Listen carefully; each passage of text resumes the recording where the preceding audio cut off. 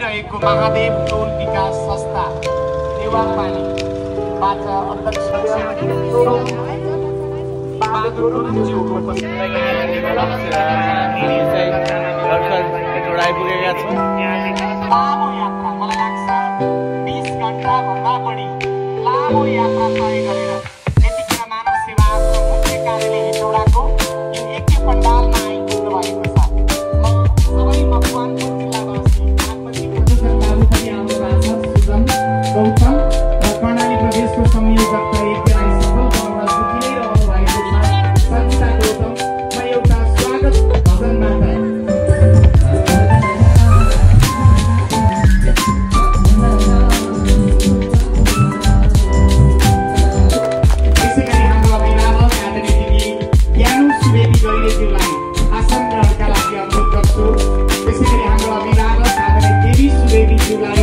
सबैजनाको बीचमा परिचित हुँदै आसन ग्रहणका लागि अनुरोध गर्छु। त्यसैगरी हाम्रो अभिभावक आदरणीय अनिल ढकालज्यूलाई सबैजनाको बीचमा परिचित हुँदै आसन ग्रहणका लागि अनुरोध गर्छु। त्यसैगरी हाम्रो अभिभावक आदरणीय मणिराम सुवेदीज्यूलाई पनि म सम्मानपूर्वक आसन ग्रहणका लागि अनुरोध गरेँ। त्यसैगरी हाम्रो अभिभावक आदरणीय पवित्रा खड्काज्यू म परिचित हुँदै आसन ग्रहणका लागि अनुरोध गर्छु। त्यसैगरी हाम्रो अभिभावक धर्मराज खड्काज्यू परिचित हुँदै आसन ग्रहणका लागि अनुरोध गरे। चन्द्र कुमारी भट्टराई गौतमज्यू म सबैको बीचमा परिचित हुँदै आसन ग्रहणका लागि अनुरोध गर्छु। हाम्रा अभिभावकहरू आदरणीयका लागि अनुरोध गर्छु। आदरणीय रमेश समाजज्यू म परिचित हुँदै आसन ग्रहणका लागि अनुरोध गरे। रिजन बस्ते बाबु म आसन ग्रहणका लागि अनुरोध गर्छु। आदरणीय रिता रोकायाज्यू म आसन ग्रहणका लागि अनुरोध गर्छु। टिका ढकालज्यू म आसन ग्रहणका लागि अनुरोध गर्छु।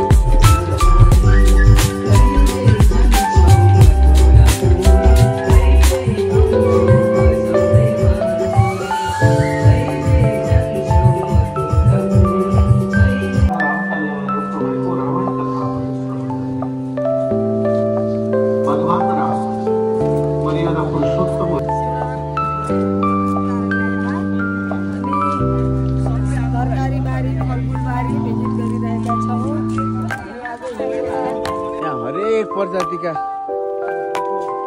फलफुलहरू छ नि। यो चाहिँ अमला, यो आँप, मेवा, आँप, हरेक चिजहरू चाहिँ छ।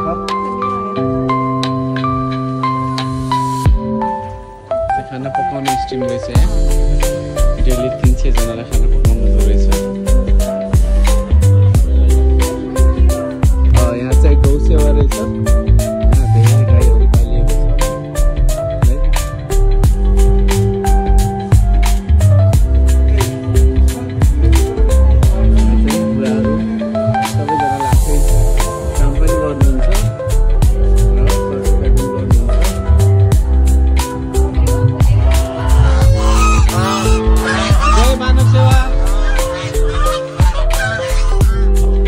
मेन गेटको इन्ट्रान्स हो। हामी भित्र जाँदैछौँ।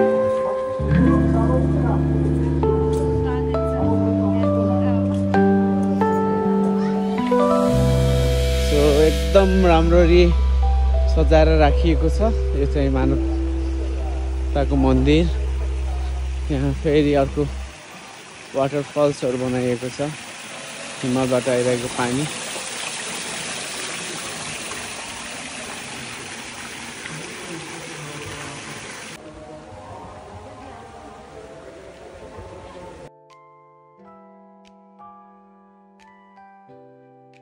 सो अब यहाँ चाहिँ यो मकवानपुरमा यो संस्था बनाउँदाखेरि सहयोग गर्ने दाताहरूको नाम पनि यसरी राखिएको छ। राम्रोसँग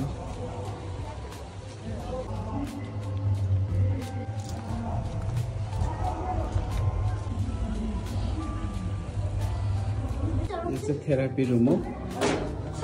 साइक्लिङहरू छ र अरू विभिन्न खालको थेरापीहरू यहीँ हुन्छ।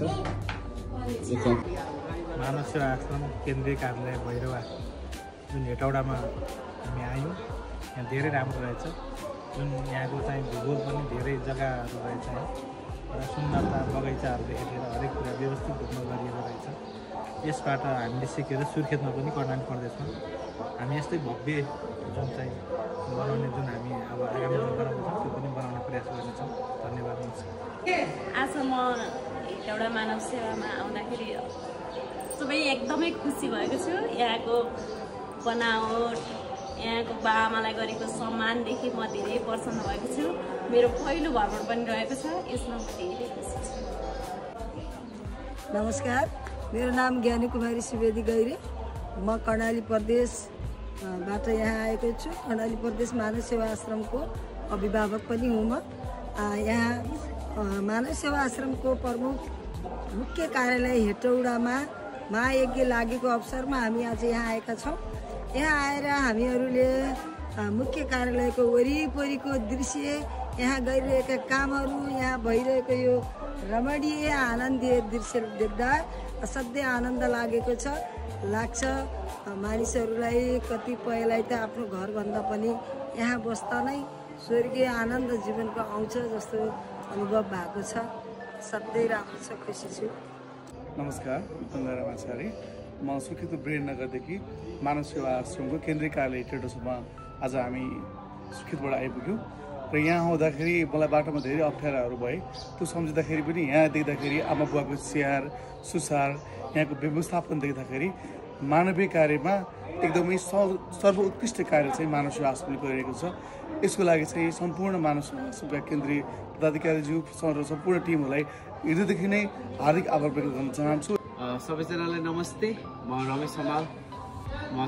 हामी आज सुर्खेतबाट 20 जनाको टोली चाहिँ हेटौडामा रहेको मानव सेवा आश्रमको केन्द्रीय कार्यालयमा आएका छौँ र यहाँ साइडमा चाहिँ महायज्ञ पनि भइरहेको छ र सुर्खेतमा महायज्ञ अभियान गरिसकेपछि हामीले त्यो टिम चाहिँ केही टिम साथीहरू, हामी अभिभावकहरू चाहिँ यहाँ पनि एउटा मोरल्ली सपोर्ट पनि हुन्छ र हामीले पनि यो केन्द्रीय कार्यालय देख्छौँ भनेर आएको छौँ।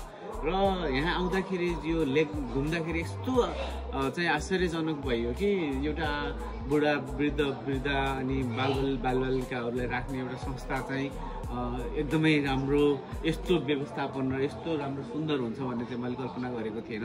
यहाँ चाहिँ हजार फलफुलहरू चाहिँ लगाइएको छ। यहाँ गाई फार्म छ, यहीँ तरकारीहरू छ, यहीँ फुलहरू छ, सबै यहाँ उहाँहरूले चाहिँ खाने बस्ने मात्रै नभएर उहाँले आफूले चाहिँ बिजी राख्नको लागि पनि उहाँहरूले विभिन्न काम गर्नुको लागि चाहिँ यहाँभित्र मेडिकल रुम छ, यहाँ थेरापी रुमहरू पनि छ, पार्लर छ, होइन, हरेक चिज रहेछ।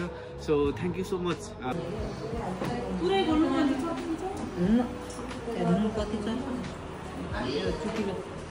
सेवामा रहँदै आउनुहुने हाम्रो दाई विष्णु अधिकारीज्यूको श्रीमती धर्मपत्नी आदरणीय रेखा अधिकारीज्यूलाई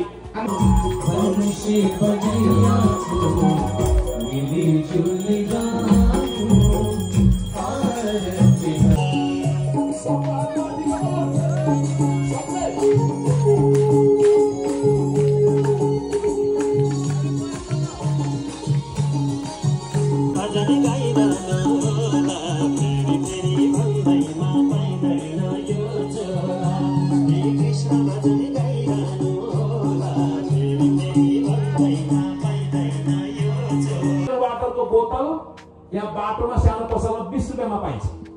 त्यो बोतल सङ्गतले होटलमा पुग्यो भने 50 रुपियाँ पर्छ। नमस्कार, म अनिता गेवाली, मानव सेवा आश्रम सुर्खेत परिवारको अभिभावक परिवारको सदस्य। हामी सुर्खेतको महायज्ञ सम्पन्न गरिसकेपछि यो 5औं महायज्ञ हो। मानव सेवा आश्रम मानवता प्रवर्धनको लागि सम्पन्न भइरहेको महायज्ञमा सुर्खेतदेखि हामी हेटौडासम्म आइपुगेका छौँ। यहाँ आउँदै गर्दा यो महायज्ञमा सहभागी हुँदै गर्दा यहाँ भएका गतिविधिहरू, मानव सेवा आश्रम हेटौडाबाट भएका गतिविधिहरू अवलोकन गर्दाखेरि यति धेरै ऊर्जाशील आफूलाई महसुस गरेको छु। एउटा व्यक्तिको सोचले के सम्भव छैन, के गर्न सम्भव हुन सक्दो रहेनछ र होइन, यो भनेको समृद्धिको यात्रा हो। समृद्ध हुनको लागि पहिला मानवताले भरिनुपर्छ र त्यो मानवताले नै के गर्ने हो त भन्दा सबैलाई आफू अगाडि बढ्नुको साथसाथै सबैलाई अगाडि बढाएर एउटा समृद्ध एउटा नेपाल, एउटा समृद्ध समाज, समृद्ध नेपाल बनाउन नै सहयोग पुग्छ भन्ने मलाई असाध्यै भित्रबाट हामीले चाह्यो भने गर्न नसक्ने केही पनि छैन। सबैको हात सानो सानो थोपा थोपा सहयोगले असाध्यै हामीले कल्पना गर्न नसकेका कुराहरू पनि गर्न सक्छौँ भन्ने अनुभूति भएको छ। एकदम खुसी लाग्यो हजुर। यहाँसम्म यति टाढा होइन, कति घन्टाको यात्रा, 20 घन्टा लामो यात्रा सम्पन्न गरेर हाम्रो मानव सेवा मुख्य कार्यालय मकवानपुर हेटौडामा आइपुग्नुभयो। यो सप्ताहमा सहभागी हुनुभयो। यो सप्ताह अझै दिव्य रह्यो। सबैजनालाई धेरै धेरै धन्यवाद। जय मानव सेवा। सुर्खेतको टिम हामी त कस्तो लाग्यो हजुरलाई? एकदम खुसी लाग्यो। पुरानो यादहरू ताजा भयो। धेरै स्वागत छ। बिदाई गर्न तयार भइरहेछौँ। यता सरलाई खुसी लाग्यो सर। धेरै धेरै धन्यवाद उहाँदेखि आइदिनु भयो। विवेक सर एकदम खुसी लागिरहेको। फेरि भेटेछौँ। फेरि कहिले भेट होला भन्ने पनि लागिरहेको छ। नमस्कार, जय मानव सेवा। आज एकदम खुसी लागेको छ। आज विशेष गरी कर्णाली प्रदेश सुर्खेतदेखिबाट हाम्रा आदरणीय अभिभावकज्यूहरू जसले यो 17 गतेदेखिबाट यो हेटौडा मकवानपुर मुख्य कार्यालयमा भइराखेको श्रीमद् भागवत सप्ताह ज्ञान विज्ञान महायज्ञमा एउटा आफ्नो गरिमामय उपस्थिति जनाइदिनु भएको छ। हजुरहरूको उपस्थितिले हामीलाई साँच्चै नै अझै बढी उत्साह उमङ्ग हौसला थपिएको छ। एकदम सबैजनालाई मकवानपुरमा हामीले मुख्य कार्यालयमा यहाँलाई स्वागत गर्न पाउँदै गर्दा एकदमै खुसी छौँ। धेरै धेरै धन्यवाद।